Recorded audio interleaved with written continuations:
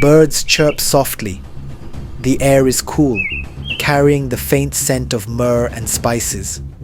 A stone lies rolled aside, casting a long shadow. Mary Magdalene runs to the tomb, clutching a bundle of spices.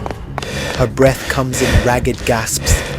She freezes, her eyes wide with disbelief.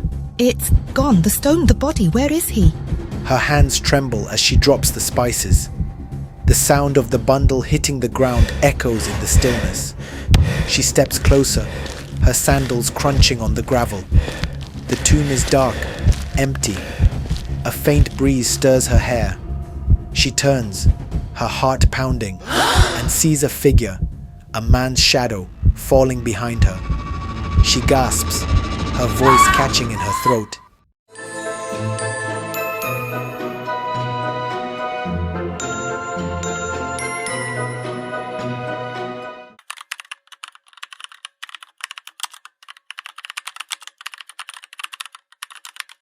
The room is dimly lit by flickering oil lamps.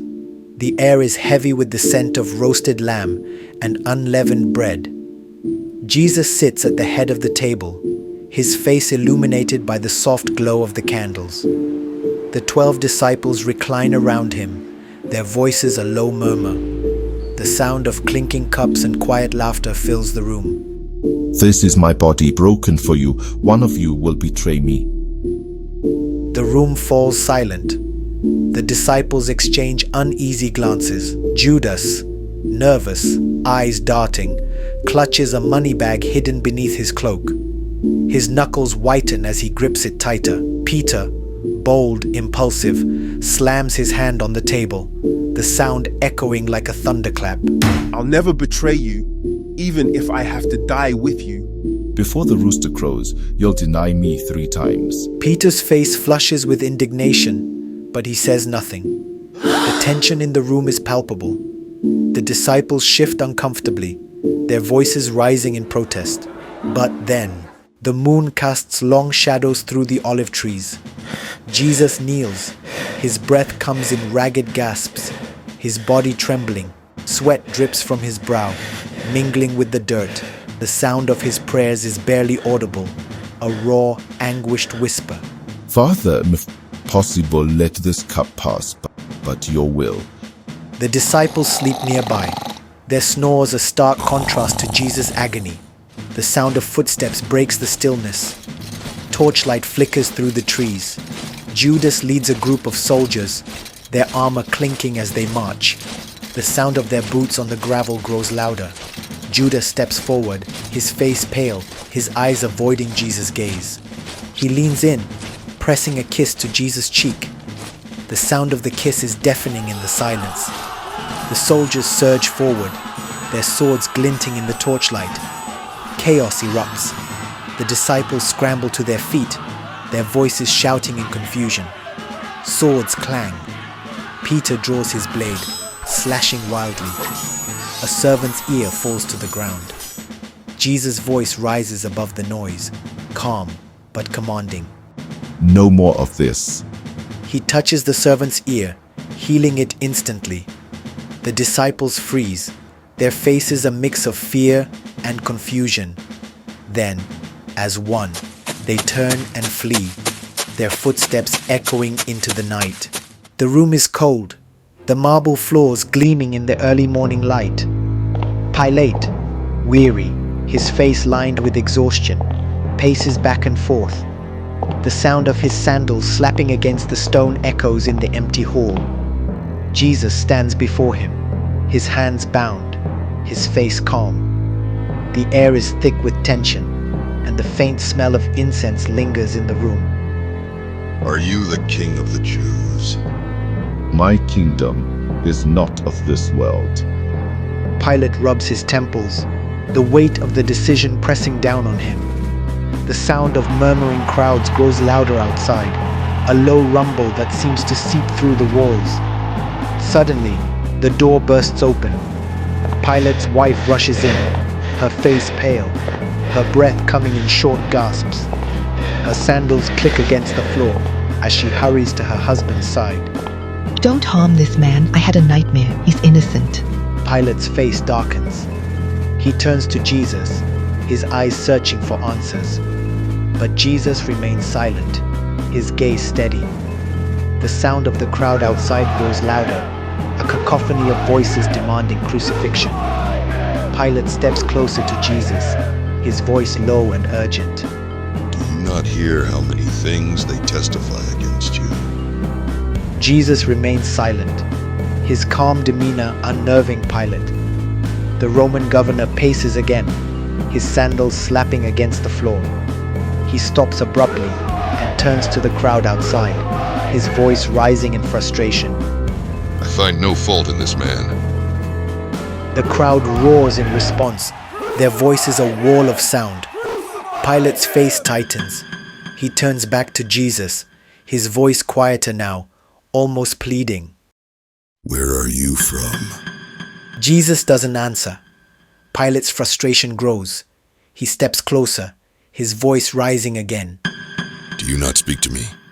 Do you not know that I have power to crucify you and power to release you? You could have no power at all against me unless it had been given you from above. Pilate stares at Jesus, his face a mixture of awe and fear. The sound of the crowd outside grows even louder, their chants of "Crucify him" echoing through the halls. Pilate steps back, his shoulders slumping in defeat. He motions to a servant, his voice weary. Bring me water. A servant hurries forward with a basin. Pilate washes his hands, the sound of the water splashing into the basin loud in the silence. He turns to the crowd, his voice carrying a note of finality. I am innocent of the blood of this just person. You see to it. The crowd roars in approval, their voices a deafening roar.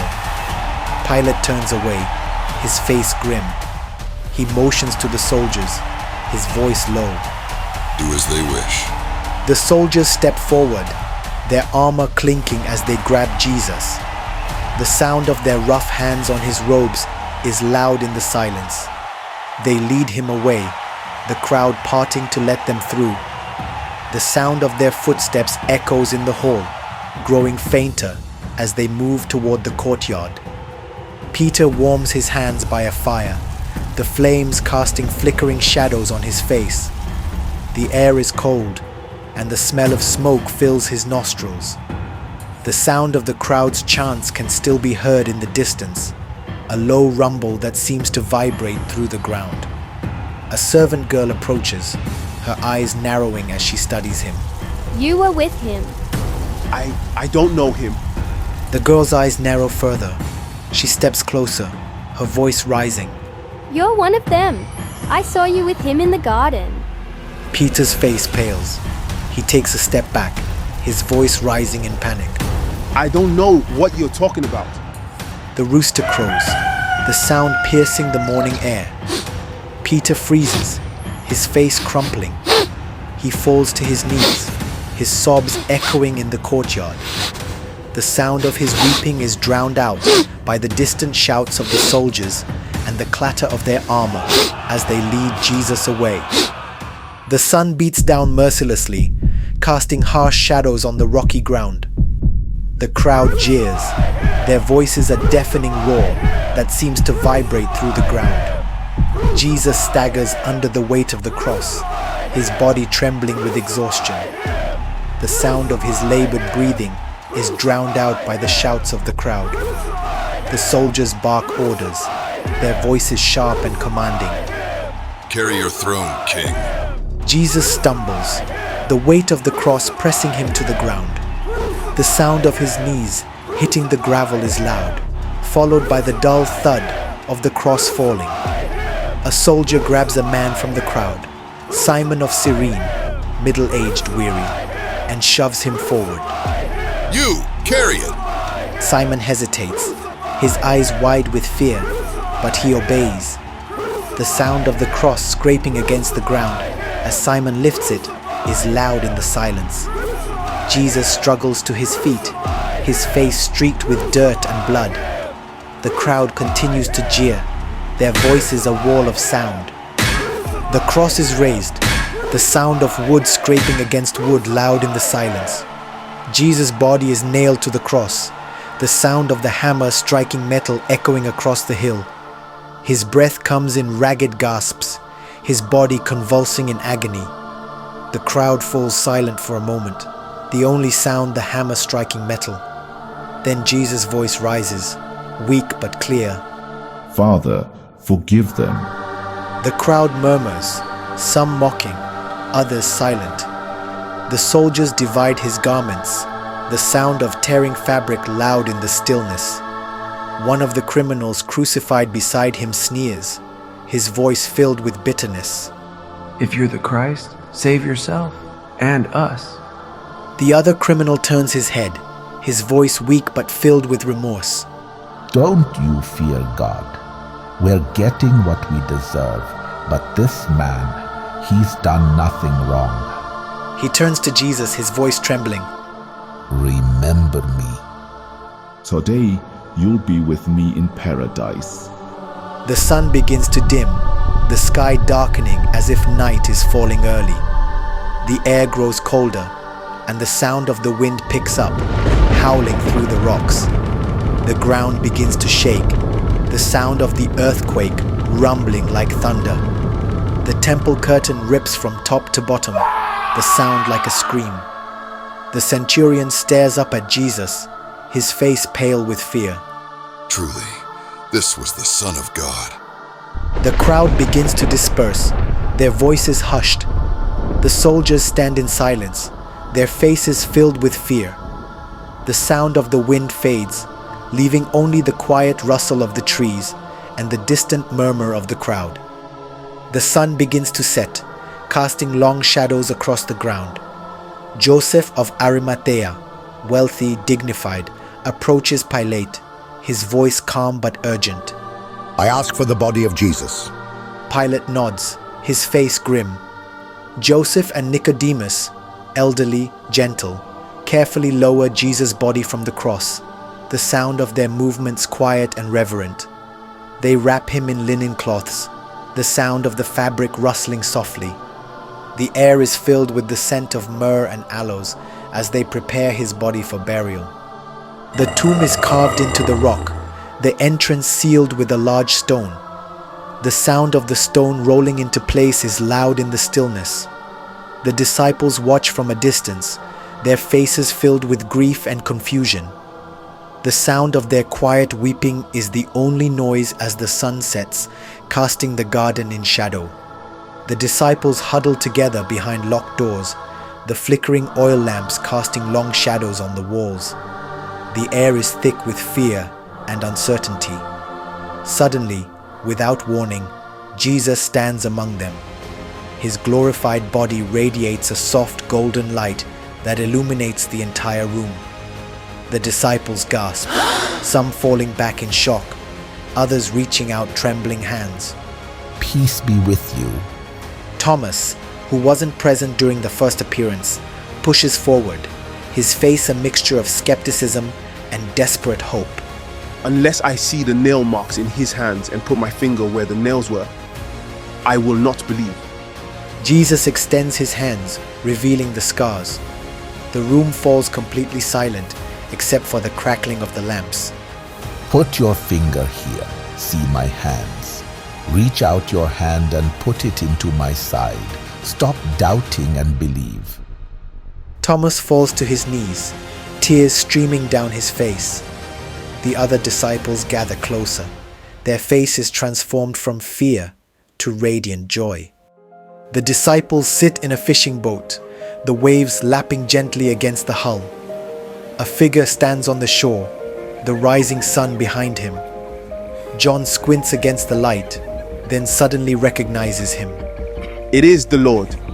Peter immediately jumps into the water, splashing through the waves in his eagerness to reach Jesus. The others quickly row the boat to shore. Jesus has prepared breakfast, fish cooking over a fire, the aroma mingling with the fresh morning air.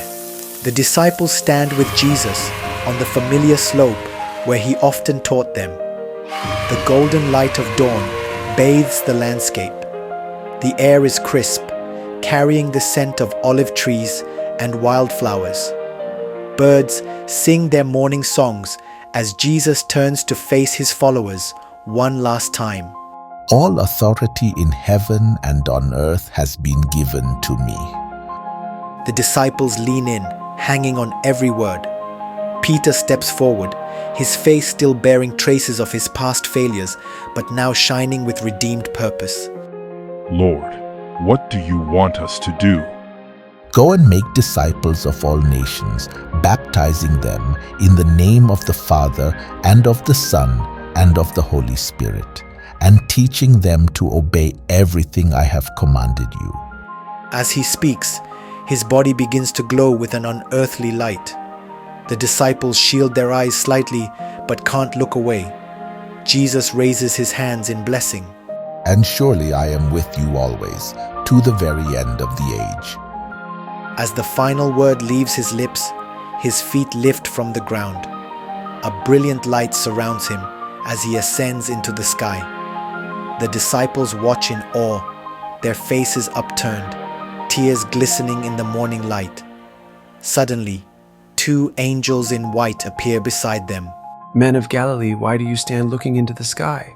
This same Jesus, who has been taken from you into heaven, will come back in the same way you have seen him go into heaven. The disciples remain motionless for a long moment, then turn to each other, with faces transformed by understanding and purpose. The camera pulls back to show them walking down the mountain together, their voices raised in worship, the sounds of Jerusalem waking up in the distance. The disciples stand together as flames of fire appear above them. The sound of a mighty wind fills the air, then transforms into the sound of many languages as they begin to preach. The camera continues pulling back through time and space, showing the gospel spreading across the world through the centuries. The stone was rolled away, and the story continues through all who believe. If you have enjoyed this video and you want to watch more amazing Bible stories, feel free to click on the story shown to you on the screen now. Also, don't forget to like, share, and subscribe to be amongst the first to watch the next Bible story. And once again, stay blessed.